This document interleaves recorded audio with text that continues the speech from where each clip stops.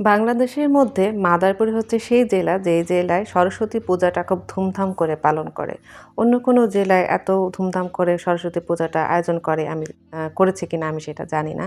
তো যাই হোক প্রত্যেকবারই কিন্তু আমি সরস্বতী পূজার যেই লাইটিংটা সেটা কিন্তু আমি আপনাদের সাথে শেয়ার করি। তো এবার কেন পিছিয়ে থাকবো? ভাবলাম যে একটু শেয়ার করে ফেলি। আর আমি তো লাইটিং দেখার এক পাগল। সাথে আমার মেয়েও আছে, সেও লাইটিং দেখতে অনেক বেশি পছন্দ করে। তো ভাবলাম যে আমার মতো কিছু, কিছু ভাই বোনেরা থাকতে পারে যারা এরকম আমার মতো লাইটিং দেখতে পছন্দ করেন। তো বেরিয়ে পড়লাম সাথে আমার মেয়ে, হাসব্যান্ড সবাইকে নিয়ে।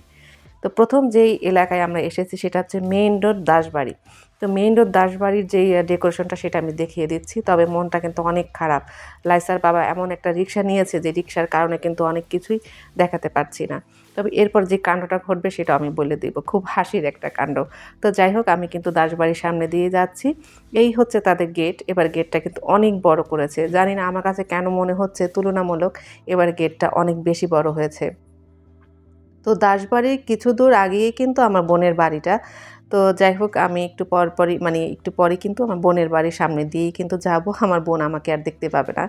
সে হচ্ছে বাড়ির মধ্যে আর আমি হচ্ছি বাড়ির বাইরে। তো আমাকে আর দেখতে পাবে না। তো যাই হোক দাসবাড়ির লাইটিংটা কিন্তু শেষ দেখা। এরপর আমরা আবার চলে যাচ্ছি সামনে আরও লাইটিং আছে। এটা হচ্ছে মেইন রোড কর্মকার বাড়ি। তো এই কর্মকারের বাড়িটাও কিন্তু অনেক সুন্দরভাবে ডেকোরেশন করেছে। আমি একটু দেখিয়ে দিচ্ছি। রিক্শাওয়ালাকে বললাম একটু স্লো করে চালাতে, যার কারণে আমি যদি ভালো করে একটু শেয়ার করতে পারি। আসলে এত লাইটিং করা একদম ভিতর অব্দি কিন্তু দেখানো আমার পক্ষে সম্ভব না। আমি রিক্সার থেকে যতটুকু পেরেছি ততটুকু কিন্তু আপনাদের সাথে শেয়ার করেছি। আর সবচেয়ে বড় কথা যে ভিডিওটা দেখে অবশ্যই আমার চ্যানেলটা সাবস্ক্রাইব করে দিবেন, ছোট্ট একটা লাইক দিয়ে দিবেন।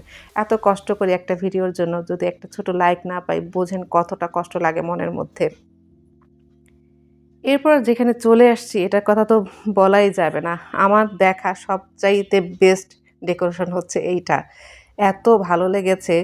তো এটা কোথায় আমি বলে দিচ্ছি। এটা হচ্ছে আমিরাবাদের মধ্যে পড়েছে বাদামতলা। তো সেই এলাকায় আছি। আমি কিন্তু এই ডেকোরেশনটা দেখে রিক্সার থেকে নেমে যেতে বাধ্য হয়েছি। এত ভালো লেগেছে।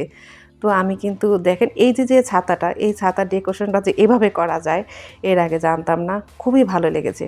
কেউ যদি আমাকে পুরস্কার দিতে বলতো তাহলে আমি এই এলাকাটাকে পুরস্কার দিতাম। এত ভালো লেগেছে আমার কাছে। আমার দেখা সবচাইতে বেস্ট হচ্ছে ডেকোরেশন এই বাদামতলার এই ডেকোরেশনটা। খুবই ভালো লেগেছে। আমি কিন্তু ১ম এ হেঁটে, হেঁটেই ভিডিও করছি। আসলে আমার চোখ দিয়ে দূর পর্যন্ত দেখা যাচ্ছে। জানি না ক্যামেরায় এত দূর দেখা যাচ্ছে কিনা।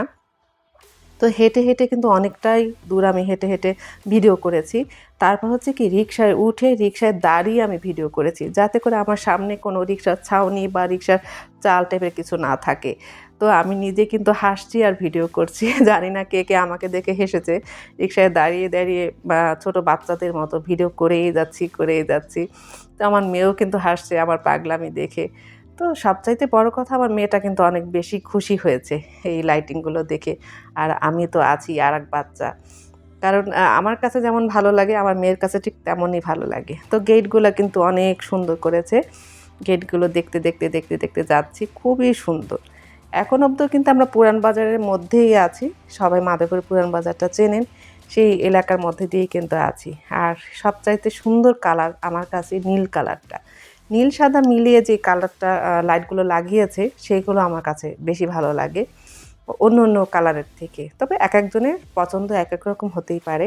আমার কাছে সবচাইতে ভালো লাগে নীল আর সাদা। এই ২ টো লাইটিং থাকলে মনে হয় কি আর কিছুই লাগে না।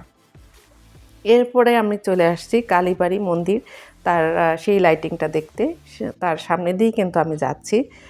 তো দেখাতে, দেখাতে যাচ্ছি। আমার সাথে প্রিয় ভাই-বোনেরা আশা করি অবশ্যই আছেন। আপনারাও দেখতে থাকেন কেমন হয়েছে এবার মাদারীপুরের সাজসজ্জাটা। তো যাই হোক এবার একটু ভিন্নতা আছে যেটা হচ্ছে ৩ দিন ব্যাপী কিন্তু এটা শেষ হয়ে যাবে না। প্রত্যেকবারে কিন্তু ৩ দিন ব্যাপী শেষ হয়ে যায়। এবার ৪ দিন ব্যাপী হবে। যেহেতু মিছিল নিয়ে এবার নামতে দিবে না, তো সেই কারণে একটা দিন বাড়ানো হয়েছে। এটা ৩ দিন থেকে ৪ দিন হয়েছে। তো যারা, যারা আসতে চান আসতে পারেন। কাল অবধি আছে। তারপরে কিন্তু শেষ হয়ে যাবে। আমার মতো যারা লাইটিং দেখার পাগল তারা এসে কিন্তু দেখে যেতে পারেন।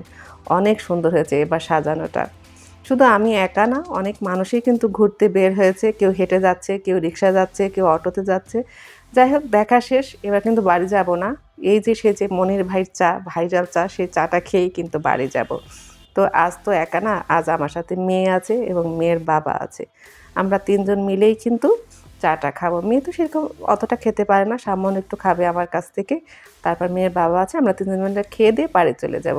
আজ এই পর্যন্তই। আল্লাহ হাফেজ।